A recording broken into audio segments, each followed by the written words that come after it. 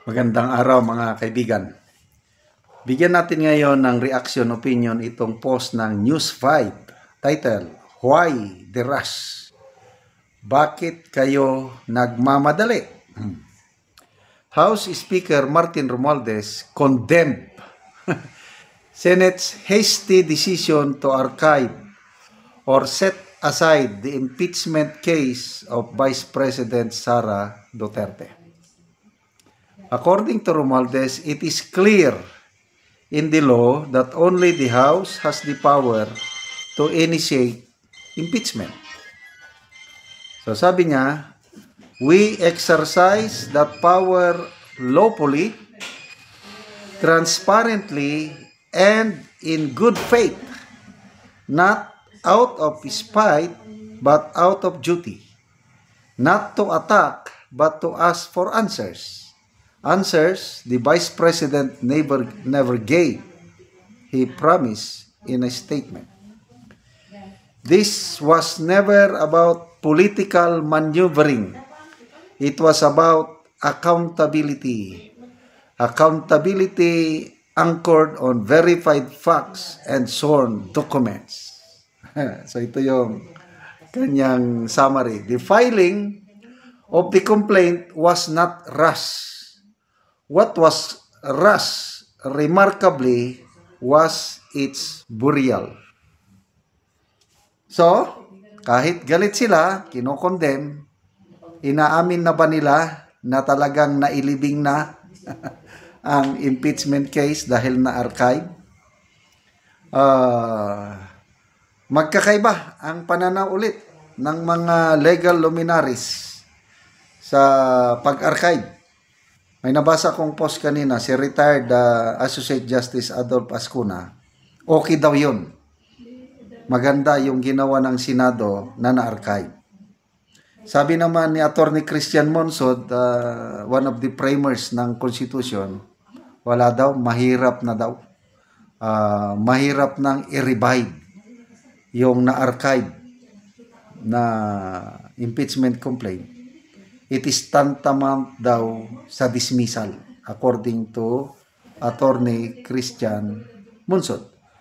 Kaya nanawagan itong Attorney Monsod na sana ang mga maestrado sa Korte Suprema, they should decide according to their conscience on the motion for reconsideration filed by the House of Representatives. Conscience.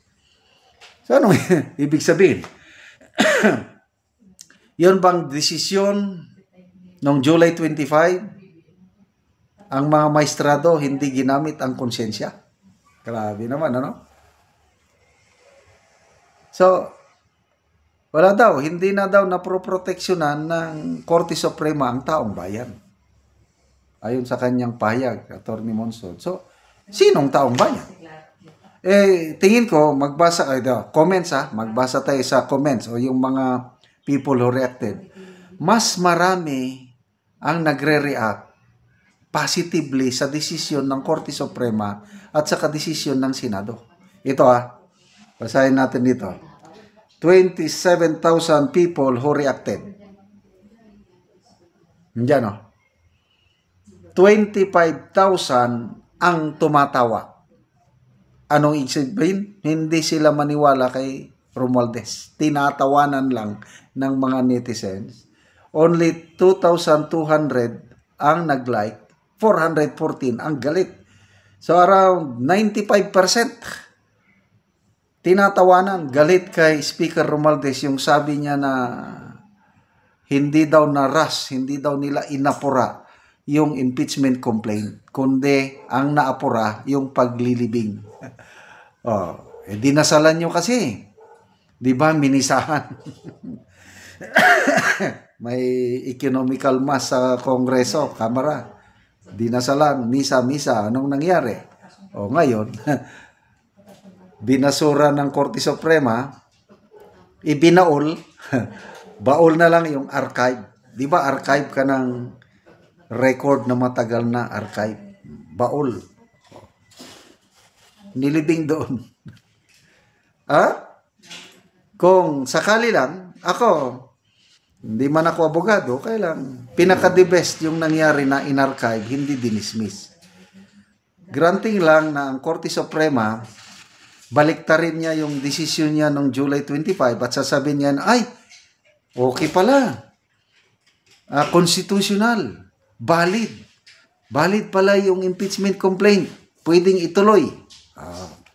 Kung yun ang desisyon ng Korte Suprema, ang ating senador susunod doon. Kagaya ng pagsunod nila itong July 25 na desisyon. So dahil nandun na nakabaol, naka-archive yung complaint, di i-revive. Sabi ni Attorney Christian Munsod, mahirap na daw. Siguro, inaakala nila, nag-anticipate sila na hindi na babaguhin ng Korte Suprema ang kanilang desisyon sa motion for reconsideration. Okay, dito tinatawanan si Martin Romualdez, 27,000, 25,000 ang tumatawa sa kanyang statement. Comments. Big Boss Don, sayang ang nagastos. Ano yung nagastos? Ay yung sabi ni Congressman Toby Chanco na 150 million ba yun bawat pumirma? Edmar Bernal, wala kang ibang ginawa at inisip kundi sariling interes mo lang. Sinusulong mo, gusto mo lang magkawatak-watak at hatiin ang pananaw ng mga Pilipino. Kaya nyo ba maglingkod sa sambayan ng Pilipino na walang bayad tulad ni late Pope Francis? JC Tabucanon, a moment of silence for Tambi. LC Quezon, inumpisahan mo Tambi, tapos tinapos ng Senate, meow ka na. Ay, sakim ka kasi sa power. Just be thankful. Sana kasi ang yaman mo na. Petron Eileen, wala na siyang tulog, kakaisip. Basahin nyo ang mga comment. Sana mabasa ito kahit tauhan na lang ni Speaker Romualdez para makita niya yung reaksyon ng taong bayan na tinatawanan siya, galit siya, kakaunti lang yung taong na nagla-like sa kanyang statement. JR, kayo ang nagmamadali kaya di nyo sinunod ang proseso sa impeachment. Anyway, salamat mga kaibigan sa inyong pagsubaybay sa ating channel. Nakakatulong kayo ng malaki sa tribong Talandig ng Bukidnon. Ang sweldo natin sa channel na ito is pantulong sa tribo. Namimigay tayo ng yero at pako para makapagpatayo naman itong tribo ng mas maayos na tirahan. Panoorin nyo ang video na ito.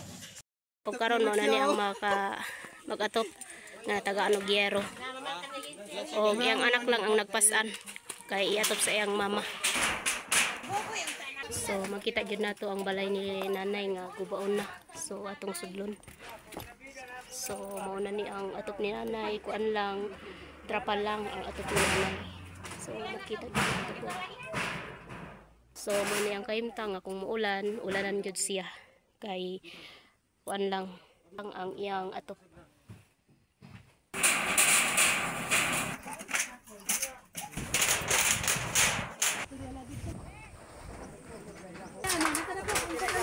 So mo ni ang nanay nga karaan. Kita gini mo nga trapal lang. Unang kakanal lang, kakanal. Yan.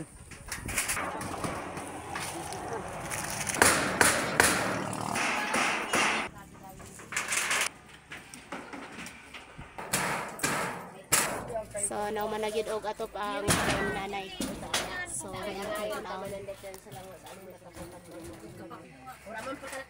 So karon na nay unsay imong masulti nga nahuman na og atop og natabangan ka og yero.